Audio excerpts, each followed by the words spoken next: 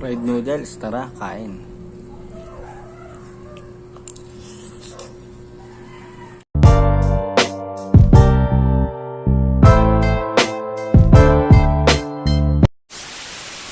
Tara, luto tayo ng fried noodles.